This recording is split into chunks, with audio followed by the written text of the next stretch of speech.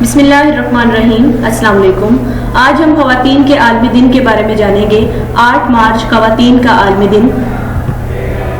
दुनिया भर में ख़वातीन का आलमी दिन मनाया जाता है। वर्किंग वुमेन बिलखसूस इस दिन का अहम दिन होती हैं। दुनिया भर में ख़वातीन की खिदमात के इतराफ़ में इस दिन को मनाया जाता है।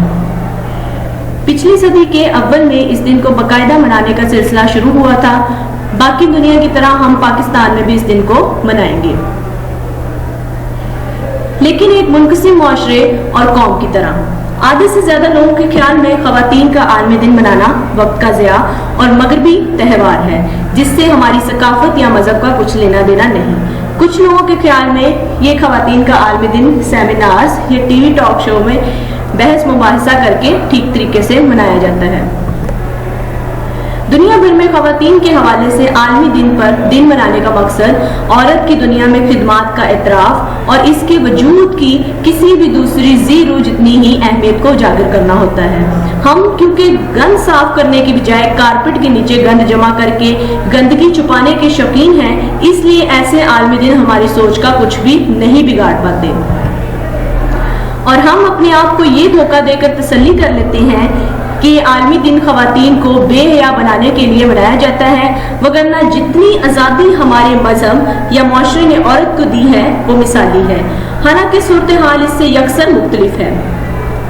बच्ची के पैदा होने से लेकर उसके जनाजे तक हमारा मुआशरा कदम कदम पर पर्दा, गैरत, मजहब और रिवायात के नाम पर इसके एहसासात और ख्यालात की नफी करता है। आज 21वीं सदी में भी हमारे यहाँ औरत के वजूद को ही तस्लीम नहीं किया जाता। पैदा होते ही उसके दिमाग में ये बात घुसा दी जाती है कि उसकी जिंदगी का वाहिद मकसद नस्ल इंसानी की अफजाइश के मकसद के हसूल में मर्द की बांदी बनकर जीना है, इसके अलावा कुछ नहीं। आफरी हैं उन तमाम मजहबी और सकाफती ठेकेदारों पर जो बड़े रौब और दबदबे के साथ औरत के हकूक और मुकाम का मजहब और समाज के सांचों में तयन करने में मसरूफ रहते हैं। खुद अपनी पैदाइश से लेकर होश संभालने तक औरत के कदम कदम पर मोहताज मर्द हजरात जब इसकी जिंदगी के मालिक बन बैठे और अपने लिए मेयार अलग और औरत के लिए अलग रखे तो ताज्जुब और हैरत होती है। हम आंख एक औरत की गोद में खोलते हैं और उसकी आगोश में दुनिया की सख्तियों और नरमियों को परखने की सलाहियतें पैदा करते हैं, लेकिन जो ही बलूगत की उम्र पर पहुंचते हैं तो हमें गैरत और बेहयाई का सबक याद आ जाता है। जदीद नफ्सियात के बानी सिगमंड फ्राइड ने जब अरसाए कबल इस बात को अपनी थ्योरी में बयान कर दिया था कि मर्द सारी जिंदगी उसी आगोश को ढूंढता रहता है जिसमें पहली दफा वो आंख खोलता है।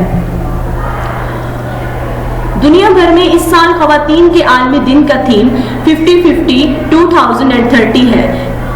एक ऐसी दुनिया जहां सन 2030 तक दुनिया की आबादी 50% मर्द और 50% ख़वातीन पर मुश्तमिल होगी, जहां वसाइल, तख्लीकात, कारोबार, वर्ज़ ज़िंदगी के पर शोबे में मर्द और औरत का कंट्रीब्यूशन आधा होता है और एक तरफ हमारी दुनिया है जहां आज भी इस बात पर गौर फिक्र हो रहा है कि कैसे समाज में बसने वाली ख़वातीन को बांदी बनाकर रखा जाए, किस तरह से मर्द की हाकमियत के फरसूदा ख्यालात और तसव्वुरात को जिंदा रखा जाए।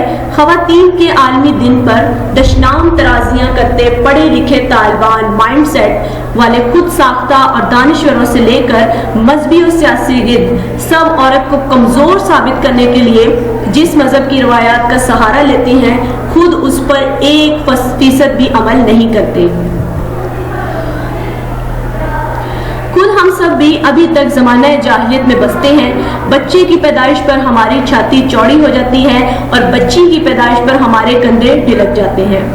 बच्चे को अपना पेट काट कर महंगे से महंगे स्कूल, कॉलेजों और यूनिवर्सिटियों में दाखिल करवाते हैं, लेकिन बच्चियों को आम से स्कूलों, कॉलेजों में पढ़वा कर मुतमिन हो जाते हैं कि आज भी ज़्यादातर अफराद की सोच ये है कि बच्चियों ने पढ़ लिख कर आखिर को करना ही क्या है, घर बार ही तो संभालना है, इसीलिए बस तालीम का खाना पुर करो ताकि अच्छा रिश्ता आ सके।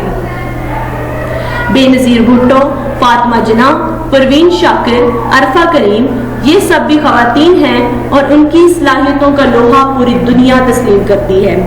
ہم جس ملک میں رہتے ہیں وہاں معیشت کا پہیہ بھی خواتین کی شرکت کے بنا نہیں چل سکتا، اسی لیے سیاسی ایجنڈا تبدیل ہو رہا ہے۔ اب ضرورت ہے کہ ہم اپنا سماجی بیانیہ بھی تبدیل کریں اور خواتین کے وجود سے انکار کی بجائے ان کے وجود کو تسلیم کریں۔ اس دن پر دنیا میں بسنے والی تمام خواتین کو دنیا کو خوبصورت بنانے اور مہذب بنانے میں ان کے حصے پر خراج عقیدت اور وطن میں بسنے والی تمام خواتین کے نام نیک تمنائیں اور دعا۔ تھینک یو سو مچ۔ اللہ حافظ۔